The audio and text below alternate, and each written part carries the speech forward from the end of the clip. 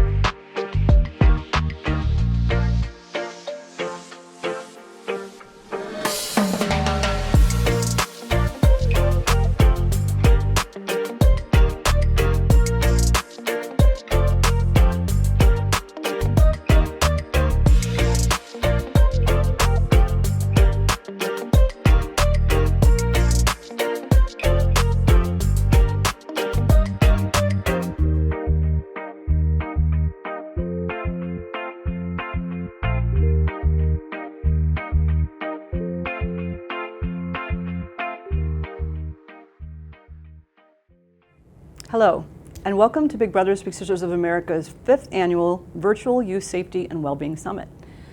I'm Julie Novak. I serve as Big Brothers Big Sisters of America's Chief Youth Safety Officer. This year's summit theme is Centering Youth Voice to Power Connection, focused on integrating youth voice into everything that we do. That includes listening to youth when making decisions both at the national organization level and at the local Big Brothers Big Sisters agency level. It means considering youth voice first and foremost, creating a supportive listening environment to build our understanding of what young people are facing in their daily lives, their hopes, their aspirations, and their struggles. And most importantly, hearing firsthand from young people about what they need from the caring adults in their lives. We are responsible for helping them thrive. In a world that has grown more and more divisive, life can sometimes feel unsettling and uncertain, at times shaking our sense of safety and security. Over the next 3 days, our national and local agency leaders, professionals, and partners will have the opportunity to learn more about how Big Brothers Big Sisters is addressing youth safety and well-being while elevating youth voice across the 5,000 rural and urban communities Big Brothers Big Sisters serves locally. In the upcoming summit sessions, you can expect to receive effective strategies to support youth in the face of community violence, innovative tools and educational resources to enhance local youth mental health and wellness programming, groundbreaking research in preventing child abuse within a youth serving organization, strategic approaches to supporting and strengthening families during times of crisis, and lastly, solutions to encouraging and supporting staff well-being through an introduction to the nationwide rollout of our new training, Compassion Without Fatigue. We hope you'll join us for as many sessions as you can. And now I'm so excited to introduce our opening session. We want to extend an especially warm welcome to the BIGs, parents, and guardians who have taken the time to join us today. To set the stage for this discussion between artists and the young adults joining us today, I want to share the nationwide picture we're seeing. We are hearing regularly from our professionals across our Big Brothers Big Sisters network that collectively, our youth are growing up in a profoundly challenging time. So are their parents. I have lived and breathed this mission every day for the bulk of my career. I've seen firsthand the impact that caring adults can have in a young person's life, even when faced with great adversity. Our research bears that out as well. In an environment that creates significant barriers to success, our outcomes demonstrate that our littles are experiencing an increased sense of belonging, reductions in depressive symptoms, increased emotional regulation, and the opportunity to really thrive. Today, we're thrilled to bring you this mission moment with our CEO, Artis Stevens, and the 3 young people that have grown up supported by Big Brothers Big Sisters. We hope that you'll find the same inspiration in hearing from these talented young people that our Big Brothers Big Sisters colleagues nationwide have found over the past several months since we launched our inaugural National Youth Council. At the end of today's session, we also hope that you will feel a call to action, that you will make a commitment to continually building your understanding of what youth are experiencing today and how to best support them. At the end of today's session, we'll provide you all a number of resources to help you continue to develop the language and skills you need to help youth navigate these challenging times. And now it's my pleasure to introduce Big Brothers Big Sisters of America's President and CEO, Artis Stevens. I want to thank you, Artis, for hosting this important discussion with 3 very special young adult leaders.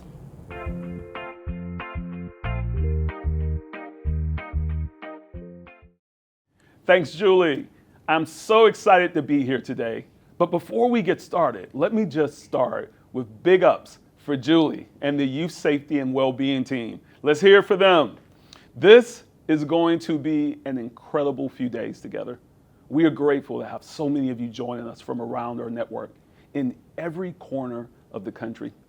Go ahead and drop in the chat where you're tuning in from. All right, we're watching. Drop them in, folks. Now, as we kick off the 5th annual Virtual Youth Safety and Wellbeing Summit, we're joined by some crucial voices in this conversation, our young people. Because we know that at Big Brothers Big Sisters, the young people we serve are the most important experts on their own experiences. Too often, discussions about youth mental health, loneliness, and belonging take place without youth at the table. And yet, it's their lived experience that offer the most insight into how we can truly address these critical issues. This summit is a powerful opportunity to do what we do best, to center youth voice in our discussions, and importantly, in the solutions we create with them. Finding solutions to alleviate youth mental health challenges and loneliness has never been more urgent. And as we continue to navigate our increasingly complex and disconnected world, the search for belonging is critical. See, when we listen to young people, when we truly hear them, when we open the door to the kinds of meaningful solutions that can make a real difference in their lives. Loneliness, the feeling of being disconnected from others, is a struggle that many young people face.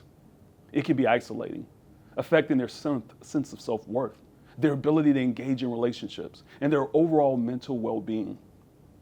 But when we include young people in the conversation, we gain a deeper understanding of what they need to feel seen, heard, and valued. We also discover ways that we can continue to build the most meaningful human connections. And that means creating connections that matter, connections that lead to better mental health outcomes, stronger communities, and more understanding environments for understanding growth and healing. That's why we're here today, y'all, to deepen those connections. Now, we have an opportunity to bridge the gap between young people and the adults, organizations, and systems that support them. But it requires for us to listen, to give space for youth, to share their ideas, their hopes, and their challenges, and to turn those insights into action. For our first session of the summit, we wanted to center youth voice by giving our young people an opportunity to share their perspectives on mental health and well-being related to challenges. Today, we'll cover a range of topics: loneliness, belonging, bullying, the impact of social media on youth, as well as the ways mentorship has been and continues to be one of the most critical solutions to help youth navigate these challenges. So, let's get started. I am joined by Nate, Josue, and Miracle, three remarkable youth leaders who consistently advocate for young people and courageously share their own experiences to help others. Y'all better show them a lot of love. All right, so let's get started. Now, I've had the pleasure of getting to know each of you and know how powerful your stories are. So I would love if we could start with you sharing so our audience can get to know you better. Can you tell us your name, what agency you're affiliated with, and a little about what Big Brothers Big Sisters has meant to you? Nate, let's get started. Thank you. So my name is Nate. I am affiliated with the Big Brothers Big Sisters of Southern Minnesota agency. And so I've been with Big Brothers Big Sisters since I was 7. I am now 21. So that is 2/3 of my life spent with Big Brothers Big Sisters. They've been a rock in my corner for the whole time that I've been part of the program. Super thankful for them. Didn't always have that rock before I had Big Brothers Big Sisters. So yeah, they've meant a lot. You guys meant a lot. Thank you, Nate. And yeah, my name is Josue Velasquez. I am from Big Brothers Big Sisters of Greater Los Angeles, and I first became associated with Big Brothers during my sophomore year of high school. And I mean, it's been quite a journey since then, right? And I just have so much to, thank the organization. It kind of just all stems back from, my sophomore year in high school. It got to a point where I was like, do I really want to be here? Do I want to continue my academic career? I'm not really feeling it. And it got to a point where I had a conversation with my big, and he sort of told me, like, you know what, like it's not about taking take a step back and look at the broader picture here, right? Because it's easy to get overwhelmed when you're taking things all at once, and it's more important to just take it one step at a time, take it little by little, and you'll see where you end up. And because of that, it really changed my whole perspective on how I wanted to approach my life. And I have so much to thank Big Brothers Big Sisters for. It was actually through you guys that I was able to get a full ride scholarship to college. So What? yeah. That's what's up. And so with that in mind, I'm very thankful. Yeah, thank you so much for sharing. And I am Miracle Bryan Morgan. I am affiliated with the Big Brothers Big Sisters of Greater Kansas City agency. I was matched with my big sister, Tiffany, at 9 years old, and I'm now 21. So for a big majority of my life, Big Brothers Big Sisters has just done so much for me. When I first got into the organization, I was experiencing some mental health challenges as far as being bullied in school, transitioning into middle school, and just all the pressures that come with that. So being matched with my mentor, Tiffany, and her just being a guide and a safe space that I needed in my life during that time was truly instrumental for me. So I'm super grateful, like all of us, for the organization. Yeah, well, thank you all for sharing. So excited to be in this conversation and space with you. All right, so we're gonna start off with this question, just more generally for the entire panel. From what you're seeing, maybe in school or with your friends, what are young people struggling with the most right now when it comes to their mental health? And then how do you think that might be different from older generations that may have faced challenges in the past? One thing that I feel pretty strongly about I'm passionate about is the struggle with youth isolationism. And when we were I think when you were kicking this off, you talked about how society's kind of disconnected nowadays. And a lot of that comes from trying to be too connected, I think, with social media. And from years past, how that's different is, if you got bullied in school or you were having a hard time in school or people are just giving you a hard time, that would maybe kind of end with your school day at 3 o'clock when you got home. But nowadays, unfortunately that can carry over into your evening hours or overnight with people posting and saying whatever they want about you or continuing to give you a hard time. And I think that's a issue and a struggle that just simply didn't or couldn't exist in the past. And I think being too connected kind of causes that disconnect that we have. Yeah. Wow. That's really interesting and powerful the way you said that. Being too connected can actually be disconnected, right? Mm-hmm. Yeah. Josue, what's your thought? Yeah, I mean, to sort of bounce off of Nate here, I do feel like having that connectivity is something that a lot of people struggle with. And yeah, I mean, it's all about finding those commonalities, but at the end of the day, it's easier said than done, you know? And that's something that my peers and I have definitely had to sort of traverse quite a bit to find that connectivity or those commonalities with the people around us. So yeah, that's something to, bear in mind. And the way we sort of deal with it is, we sort of just take it one day at a time, like little by little, life is life, and you run into the people that, matter most to you. And it can come from anywhere in life. So yeah. No, thank you. Merrick, how about you? I would say that there's definitely a lot of mental health challenges regarding young people nowadays. And I think a lot of that stems from like the pressures that the world has for us. And I think, like Nate said, social media has a lot to do with that. I know, social media has made a lot of young people feel inadequate or, experiencing FOMO, which is fear of missing out.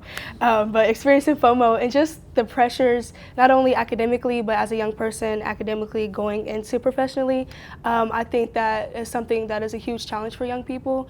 And as far as older generations, I would say, of course, older generations, they experience their stress and their challenges, but I would say that it's kind of different now with the exposure that social media has for the younger people and younger generations. So, yeah. Yeah, no, thank you for that. Let's stay on just the social media front and this digital front as well. So I want to ask you all sort of a question. If you had to choose one emoji, right, to describe how young people are feeling when it comes to their mental health. And let me tell you all, my kids always get on me about my emoji use. They're like, Dad, you're not really good at emoji use, right? Because I'll just put different things that I think actually mean something. It's like, no, it doesn't mean that, right? So maybe you guys will actually educate me as you're talking about these emojis as well. So what emoji would you use to describe how young people are sort of dealing with mental health right now and why? And then, so Miracle, we're gonna start back with you and then we'll come back up. So I would definitely say the confused face emoji, the one with the tilt upside down smirk. And I say that just because, like I said, there's a lot of pressures going on in the world for young people as far as, how to succeed or who they are, what they're interested in. And so definitely just a feeling of uncertainty, not really sure, what the future holds for you. The confused face emoji definitely represents that completely.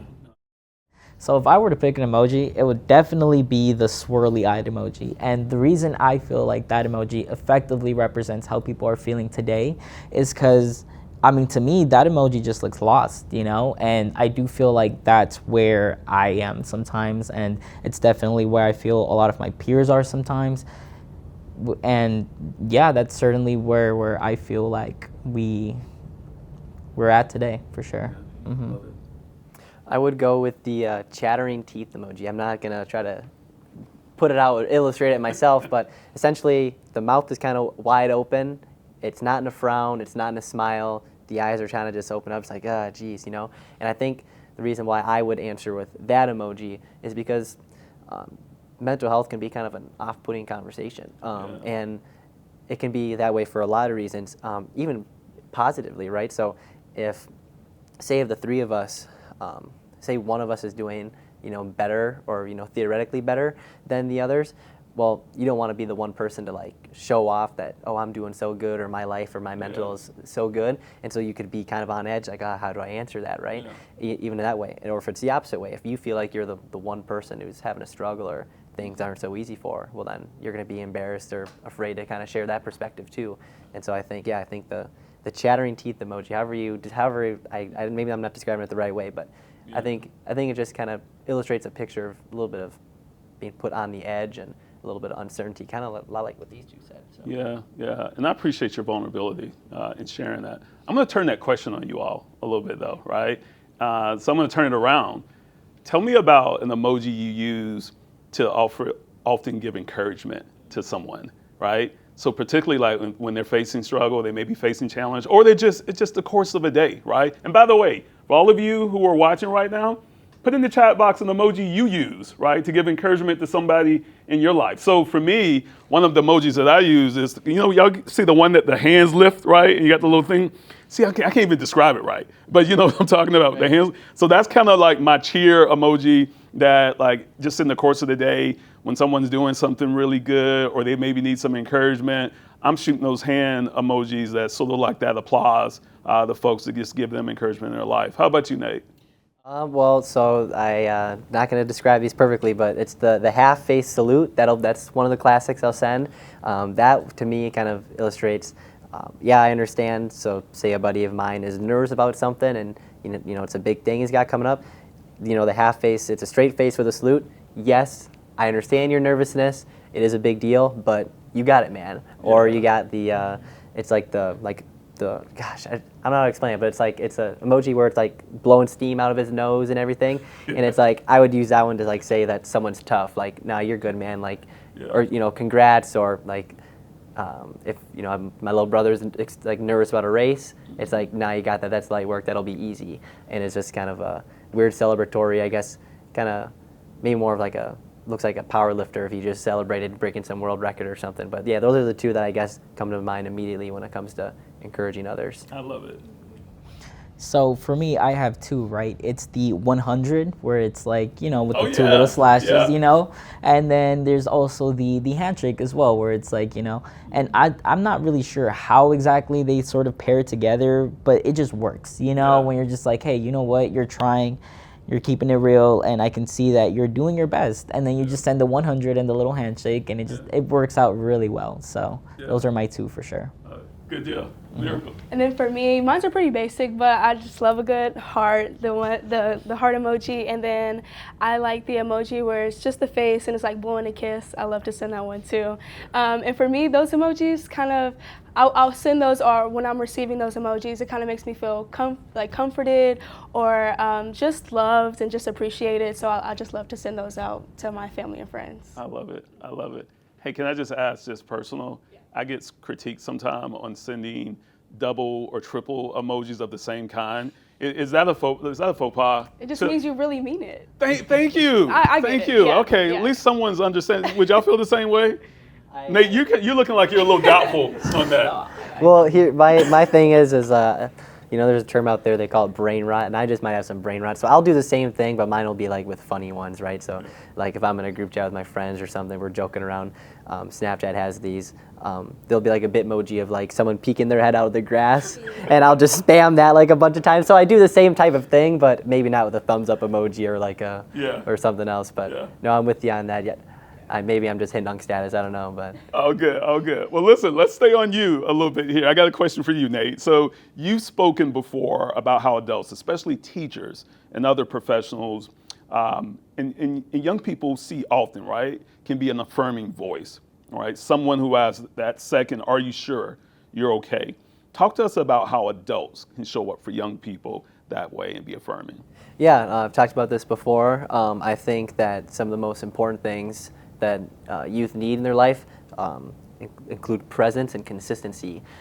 And like in the question you asked there, it can be so easy to ask someone how they're doing, just like the gas station clerk would, and you answer good, and then they answer good, and then you kind of just move on. That's right. But for the people closest to you and for the people who really know you, I think it's important to know the audience, know who you're talking to, and if maybe they're not they're not coming out as if they're doing so good, asking that second, are you sure, or like being like, really, man, or really, bro, like I'm here for you. And it can kind of put a spell on the recipient, because if I'm having a hard time and you're asking me, and I just tried telling you I'm good, but then you're showing that extra care, it's like, I'm kind of compelled to like tell you the truth and to kind of open up to you, because it's like you're showing me that you care, right? You're not just asking for the sake of small talk. And I think that can be really important in those situations, in those circumstances. Yeah, well, that's actually makes for an interesting follow-up. We've been,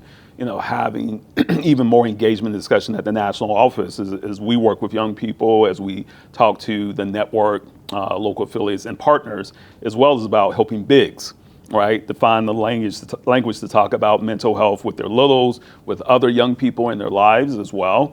And Nate, to what you just said, I want to know, I know you feel passionately about the use of the words crisis, right, and epidemic, and then when discussing youth loneliness, tell us why the right language is so important when discussing mental health. Yeah, so, and I'm going to maybe go off the rails here a little bit, but the reason I don't necessarily like the words crisis or epidemic is, to me, and this is a weird tie-in, but it kind of feels like the boogeyman or like the ghost. Mm-hmm. And so, say you grow up and you believe in ghost, or you believe in the boogeyman, and you have a kitchen drawer that's creaky and it opens and closes, or it closes weird, it slams. Well, if you think that you believe in ghost or in the boogeyman or something, you can make that connection that, oh, someone's there or something's messing with me. And on the contrary, if you don't believe in those things, well then the simple answer is that's the wind, or gravity just worked its course. And the same thing can happen to the same individual or to the same group of people, but they can see in two different ways, based on what they believe or what they want to believe. And for me, growing up, and I'm older now, I'm not necessarily in school, but there was a point in time where with my peers, it was almost like the popular thing to say that I have depression or I have anxiety, and it felt like kind of a coping mechanism that people had to cover up just maybe even regular issues that they were having. And so the reason I don't like the words epidemic or crisis is because it makes it sound so normalized, and it's kind of like political speak. Like those are great words if you have some big centralized data that we're going to Capitol Hill to march for or advocate for. But when it comes to, again, knowing your audience and speaking to a youth or your little or even your kid as a parent, you maybe don't want to use those words, and maybe you want to phrase the conversation as more of like, hey, what's giving you a challenge recently, or what's coming on with this struggle, rather than making it seem like it's a super, I don't know how to explain it, but when you use the word epidemic or crisis, to me it sounds like a long-term is what it is. You got to work. It's going to be this way for a while. Like I correlate it to like COVID, and that was such a long process. And even still, you got people who wear a mask for their own safety and other things. But I would hate for some of these issues that we have now to be staying around for so many years, when it could just be maybe solved with individual care and just better verbiage, better language. Yeah, no, appreciate your perspective, Nate, very much. Josue, we're going to move to you. Listen, I'm a dad of two girls, right? Two young women. And, we talk a lot about them being in school and all the different things. They're teenagers. And, it's interesting to talk about when we talk about making friends, right? And the socialization approach of making friends and being part of a community. I'm really interested in talking with you about just this idea of fitting in, right? Because there's sort of a lot of conversation about what it means to fit in and find your group, find identity, and those types of things. Talk to us about how you and your peers have to overcome the idea of feeling isolated and the approach and process of fitting in. Yeah, of course. So for myself, it was a very turbulent moment in time during high school. And I can primarily attribute that to, my social battery, right? Because I would go in early in the morning, it'd be great. And then by lunchtime, I'm like, oh my goodness, this is too much. Like, there's just too many voices around me. I'm overstimulated. And I would have to sort of force my way through the day. But to be completely transparent, it did get to a point in time where by lunchtime, to be completely vulnerable, I wouldn't even go to class anymore, right? Sometimes I'd just there's this whole pathway you could take through the cafeteria to just end up on the outside of school. And just so I could recharge my battery, I would sometimes there's no other way to say it, I would ditch school sometimes. And I didn't like the approach that I was taking. And bearing that in mind, it really got to a point where once COVID hit and people weren't going to classes or they just weren't going to school as very often or frequently. I really had to find a point where I told myself, hey, how am I gonna, like, who am I gonna associate myself with? Who do I want to be?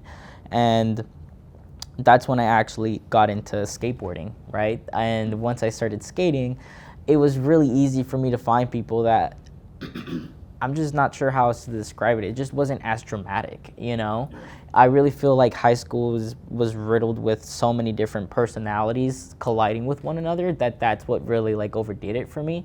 But having that sort of environment where I could just skate and just be super chill with the people around me, that's really what did it for me, and tying that back on a more broader scale, I feel like it's just commonality, right?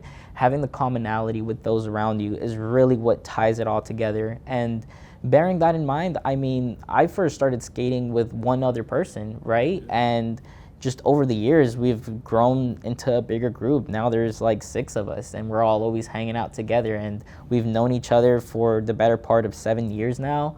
And I mean, I go to Boston sometimes for school, and I wouldn't talk to these guys for a while.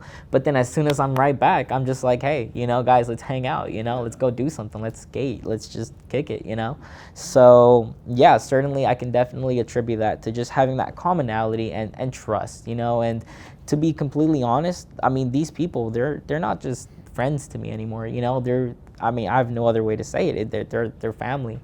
And they're basically my brothers. So yeah. Oh, I love that story, and I love the power of skating, right? How it played in your life. 2 quick questions. You do tricks? Yeah. All right. What's your favorite trick? Well, so I'm really good at this skateboard trick. It's called a varial, which is a combination of a pop shove it, where the board just turns 180, and then a kick flip. So the board like rotates. So it's like a mixture of those two. Yeah, I even got good enough to do those in the dark, right? So it's like muscle memory. So got it. So after the session, me and you'll teach me the tricks as well. Yeah, so we'll get that down, right? National conference, guys. No, I'm messing. And then the second question on this. Do you have a Big Brothers Big Sisters logoed or branded skateboard? I would love one.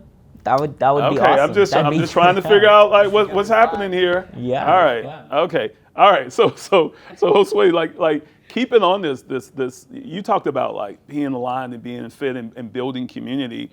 Part of what you're talking about is the idea of other people seeing you too, and you seeing other people and being seen. Now, probably watching and listening with, and one thing I love about the Youth Safety and Wellbeing Summit is we got partners and stakeholders, right? Big Brothers Big Sisters staff, but also a lot of people are out there watching right now who are in other organizations and groups. And one of those biggest groups are schools, right? And teachers, right? So one of the questions that I have for you is how can teachers help students be seen, feel seen in the classroom?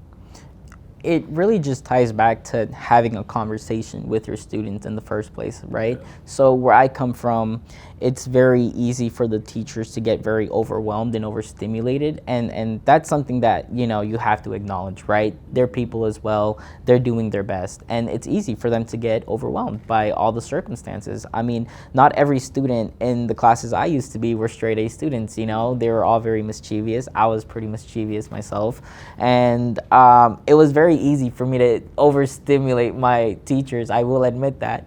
But it always just came down to like having that conversation and having, just asking. Really, it's tying back to when my teachers would just ask me like, hey, like, how are you doing? What's new? What's going on? And having that very calm approach of like, okay, you know what? Let's just have a conversation. Let's see where this goes. And something about that really just built our trust and the sort of communication for one another and having that respect for one another. And I really feel as though that's really what it all tied back to, just having some respect and also just acknowledging that like, hey, you know what? I can tell you're obviously struggling here. How about we just have a conversation and let's see where you're at with life. That's really what hit it for me for sure. Yeah, love it. Yeah, thank you for sharing.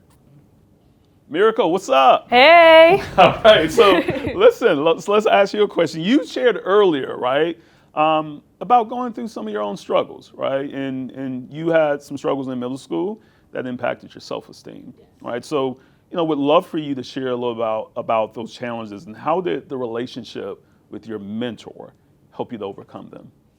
When I was about 9 or 10, I was not only transitioning into middle school, but I was transitioning into a completely different school district where I was the new person, the new kid. And going through that, being bullied, being picked on by my peers because I was new, because I was different, it was tremendously hard for me. And I found myself a lot of times like kind of bottling my emotions inside. And not really, wanting to have conversations about how I was feeling in that moment, because for me, being 9 years old, like, no, what is stress? Like, why am I stressing? I'm 9 years old, Yeah. But having Tiffany, my mentor, being matched with her during that period of my life really kind of opened my eyes and made me realize that, I am valued and I, do deserve to be seen and I do deserve to be heard. And I was talking to Tiffany before this conversation, trying to prepare. I'm like, what advice can you give me, because I want to be the best representative for youth that I can. And she was just telling me that, she knew that during that time of my life, I was struggling and I was going through these challenges at school. And she just hoped that, every time I got in her car, I was able to take that mask off that I was wearing that day and kind of just have fun and be myself. And I really appreciate her for that, because I needed that. Because, like I said, I was dealing with being picked on and being bullied and kind of just felt, like I wasn't seen or I wasn't being valued. So having her support, having her guidance, and also her sharing her experiences, going into middle school and high school and the challenges that she experienced, and creating that space of vulnerability kind of really helped me to open up and kind of just take off, like I said, the mask that I had been wearing for a while. Yeah. Thank you for just being so vulnerable and sharing that. You talked about the desire to be heard, right? One of the powers of being heard is singing. So, Miracle, tell us. I heard you know how to put it down. A little bit. All right. So, tell us how singing has been an outlet as you continue to prioritize your mental health as a college student. And maybe you want to give us a little showcase here. I'll give you guys a little quick 5 seconds really quick. Okay, let me start. Okay. When tomorrow comes, I'll be on my own, feeling frightened of the things that I don't know. When tomorrow comes, tomorrow comes, tomorrow comes. Sorry, that's a little nerve. Thank you. So, thank you. That's from Flashlight by Jessie J, if you guys want to know. But yeah, so singing, dancing, anything arts related for me, growing up, being involved in the arts and having it over time kind of become my safe space and my outlet. Any chance that I am able to sing or able to get in the studio and kind of be free with my movement is something that definitely kind of relieves the stress and overwhelming nature of being a college student. And I feel like for me, singing is when I can't find the words to say, or when I can't find the words to say, singing kind of helps me express what I'm feeling. I love to write lyrics, just if I'm feeling frustrated in a moment, just writing down how I'm feeling and kind of take that out with my vocals. And that's the same thing with dancing. If I'm stressed during the week from different schools or projects or tests that I have, getting in the studio on the weekend and kind of just letting that all out in my movement is something that has become my creative space and a huge outlet for me. So, yeah. You said get in the studio get on the weekends? Get in the studio, break some all right. down. Oh, man, you're doing the thing. Okay. Let's stick with you a little bit, too, on expression, right? And expression, one of the biggest areas we talked a little earlier about expression is social media, right? And again, something I see right in my own home with my daughters about the use of social media. You were talking earlier, Nate, just about the pressure about connection and disconnection as well. So, Miracle, talk to us a little bit about how do your peers, right, feel social media influences their mental health? And how are you all managing, right, those effects of social media? So from the young people's perspective, I believe that social media kind of has a double-edged sword to it. I think social media is great for, being connected, sharing similar interests that you might have with the community of people. But also the downside is that social media leads to a lot of comparison like Nate said, or feeling inadequate, feeling less than, or not having this ideal lifestyle that you see, on your feed, scrolling through your feed. So I think my peers definitely agree that social media has advantages, but also there's a lot of disadvantages surrounding it. And I think as far as young people, I think we're starting to become a little bit more knowledgeable about the effects of social media.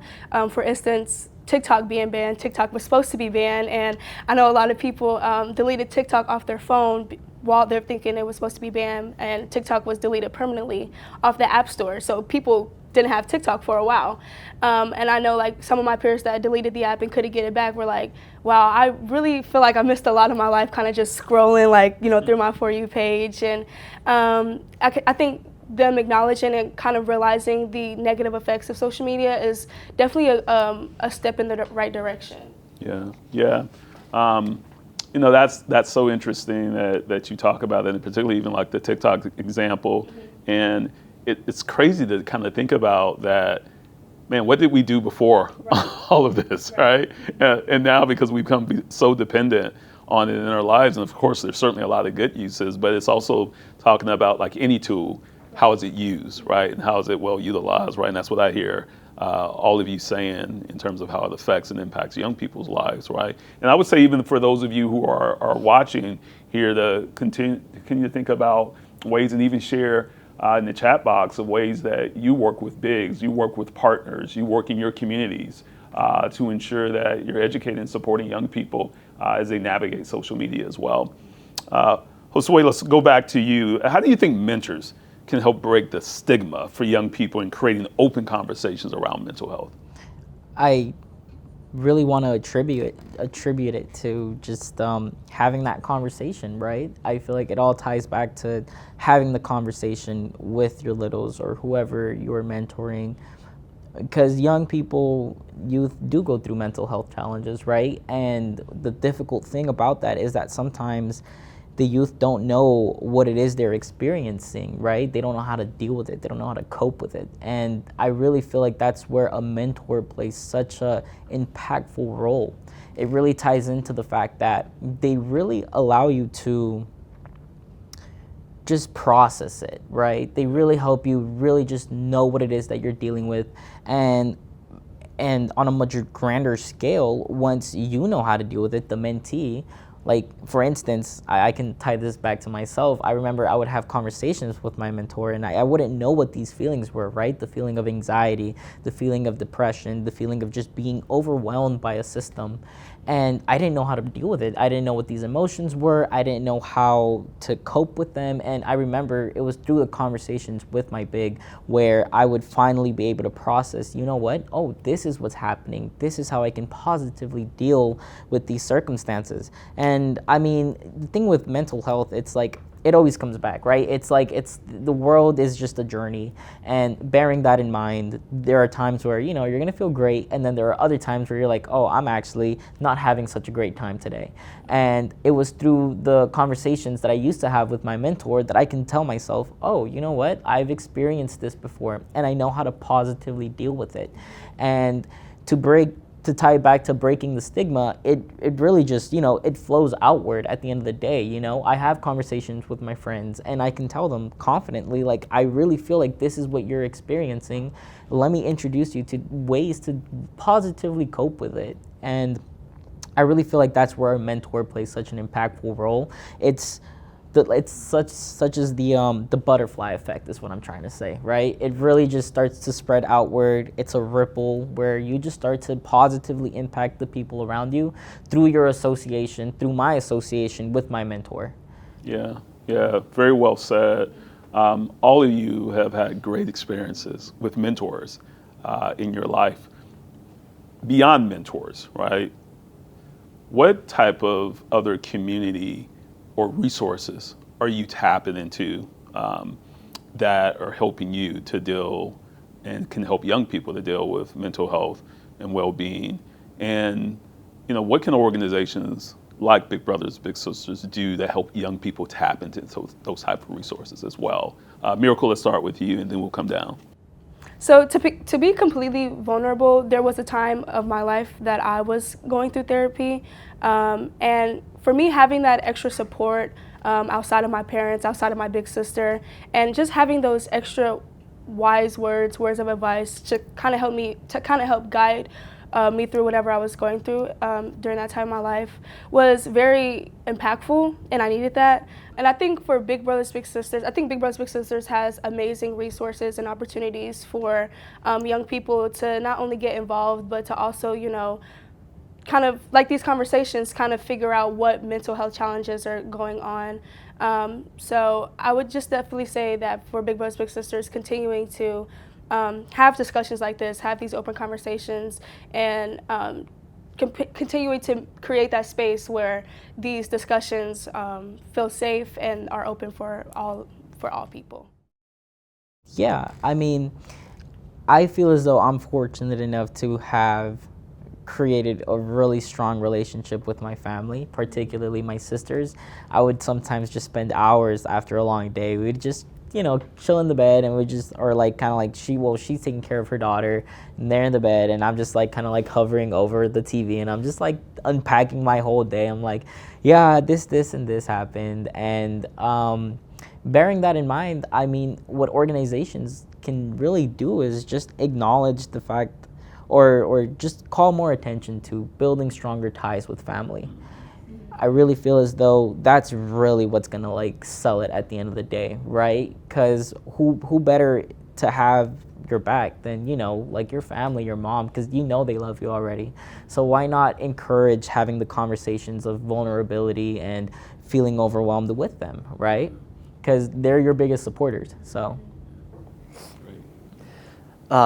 Communities and outside sources of mental health and well-being support for me personally included sports. I'm sure, so like Josue shared a example earlier, and I don't want to speak for you, Josue, but I'm sure that your buddies in Boston, the ones that you meet up with every once in a while and you skate with, and you said it's like old times every time you see them, and miracle for you, like if your dance studio or if you're part of a team or like musical theater, I'm sure those are your guys' communities. I unfortunately am not a very talented person when it comes to creative works, and I definitely can't do no kick flips or anything on a skateboard. But I do love basketball, and I do love just other, I guess, physical sports, right? So I guess pickleball is a bad example of a physical sport, but I coached 7th grade traveling basketball this year, and we just got done their state tournament, and we certainly didn't win every game, but I got so much out of being with them more than I hope that they got from me. And so that was my community, was being able to hang out with, again, a bunch of 7th graders or 12-year-olds and live life kind of vicariously through them, and it gave me a lot of youthfulness and perspective as to, man, this was me not too long ago, and I am what they want to be in 9 years. I mean, I'm not no superhero, but they treated me and they made me feel like so special and so cool, right? And maybe I don't have 5 guys from Boston that I can do kickflips with, or maybe I can't sing, because if I did, the production crew here would be screaming, take it off the mic, right? I'd be scratching all over everything. But I did have that, and I think everybody has something. We all have skills and talents in some regard. We all have interests in some regard, and you're not the only one with those interests. There's 8 billion people now, so you're gonna have to, you're gonna find people who are like-minded, like you, and you just gotta, put yourself out there and find where that is. As far as organizationally, I'll give a good example with my Big Brothers Big Sisters agency in Southern Minnesota. I didn't have a big for a while. Young boys in the program can have tougher luck than young ladies in the program because, well, there's not quite as many men mentors out there who sign up to be big as is now, and bless the ones that do and are thinking of it. But in the time that I didn't have a big, my agency hosted like community events, and so there would be mini golf, or there would be like frisbee, or there would be like arts and crafts night, or like even a bubble making night, like just weird fun stuff like that. And 12, 13, maybe arts and craft or bubbles as a boy wasn't like the most fun thing in the world, but what was fun was going and then bumping into other people that were there.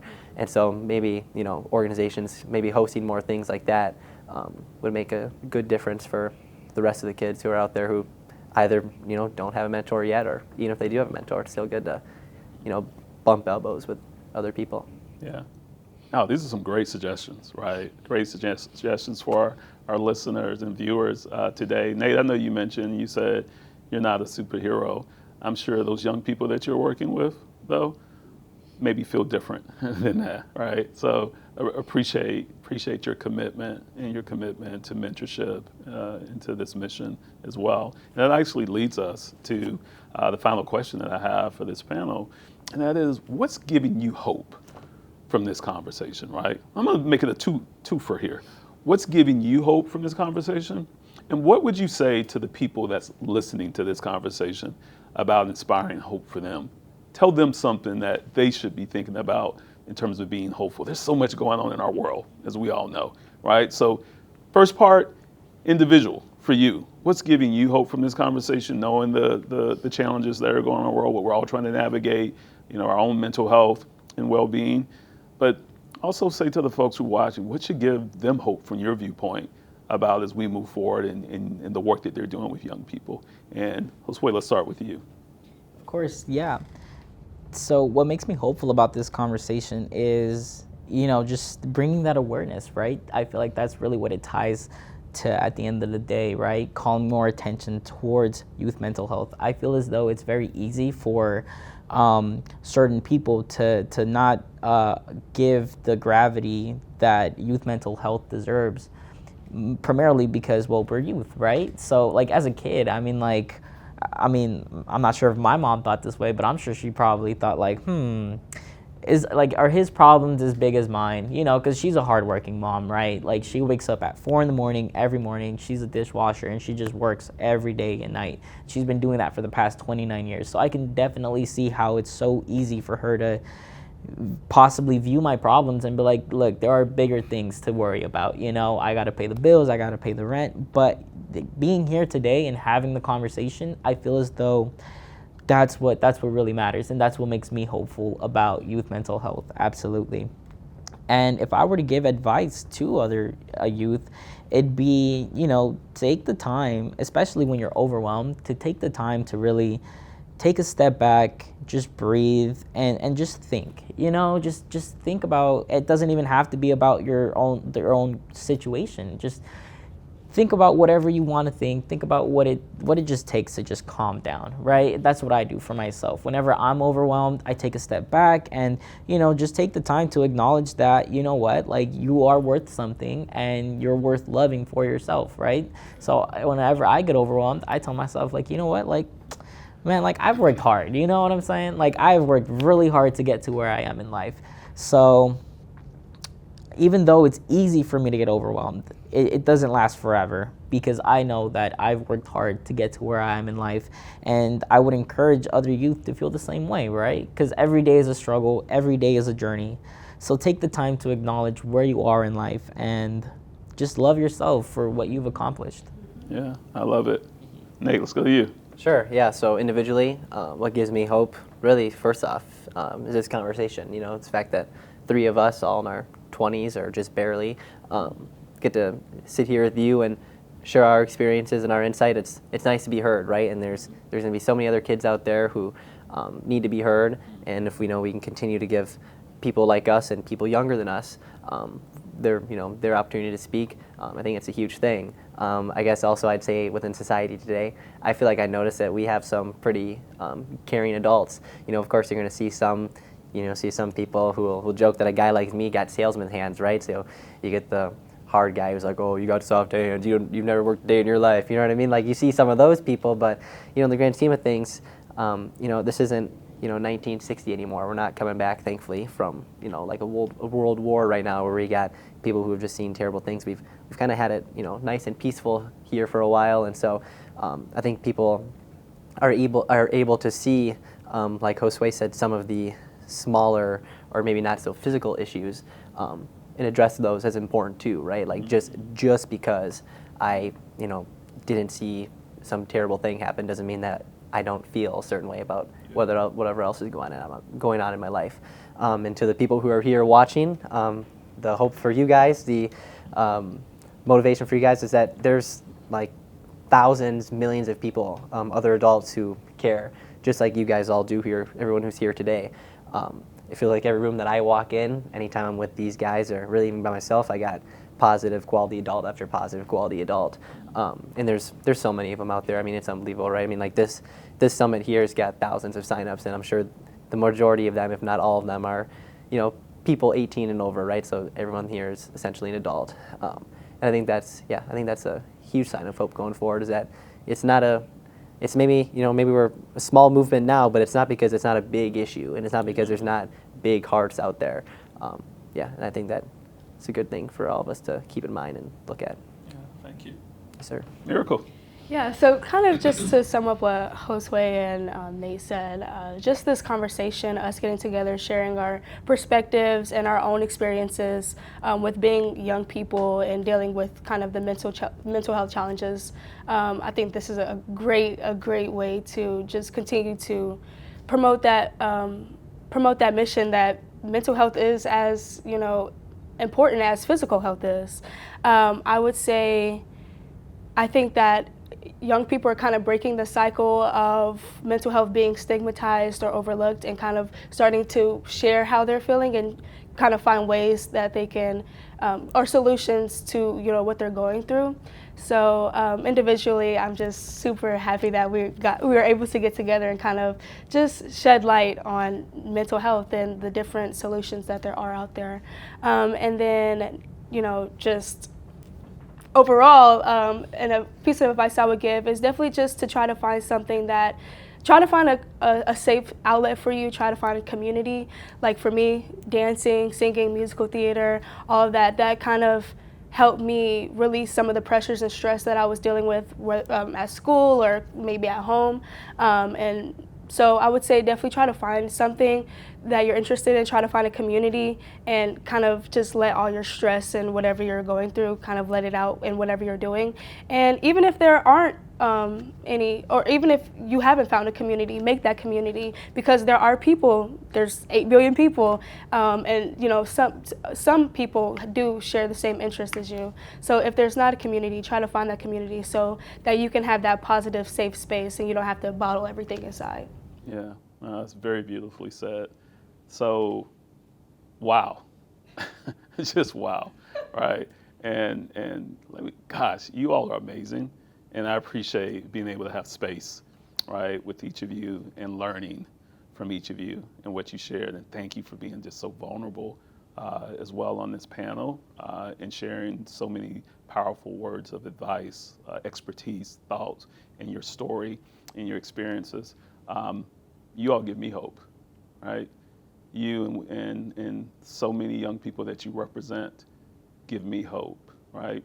And I say this all the time, that mentorship is reciprocal, right? We talk a lot about the bigs and the sort they have on littles and the impact. And what we know in this mission, that impact is reciprocal. The littles have just as much impact on the big and their broader community. So thank you for having that impact. And I'm going to be reaching out for mentorship from each of you. So I need to get my shot, right? So we'll be talking a little bit more about that, Nate, as we come up. My skateboarding skills, right? And we're going to be learning a couple tricks where Josue's going to be working with me on that. And then I got to work on my singing voice, right? And start belting a couple things too, right? So Miracle, that's where mentorship will come in for us. So I am going to be such a well-rounded individual when you all see me at National Conference in Philadelphia, thanks to our friends here. And thank you for not only educating me and the rest of the adults watching, but for advocating for hundreds of thousands of other young people across the country. As adults, it's easy for us to forget just how critical it is to truly listen. To not just hear, but to listen deeply to what youth are saying. And when we listen with empathy and understanding, we create space, just like we did here, like you do in your own communities, where young people feel seen, they feel valued, they feel what Miracle said, heard. And when we use the right language that's supportive, non-judgmental, affirming, we give young people tools to not only cope in today's world, but to thrive. So I encourage those of you who are watching as professionals, as board members, as partners, at the national and local BBBS agency level, other stakeholders, to stay engaged in these discussions throughout our 5th annual summit. And that sounds really great to say, our 5th annual summit. I want y'all to check out some stuff. The BBBS Stories of Impact, our resource which spotlights local agency programs centering on youth voice to promote mental health. I want you to check out the resources we've made available to all caring adults to help build understanding of how to help youth navigate the complex challenges they face today through bbbs.org. And if you're a big or a parent guardian, ask your agency about the mental health and wellness resources we've created for the caring adults supporting littles.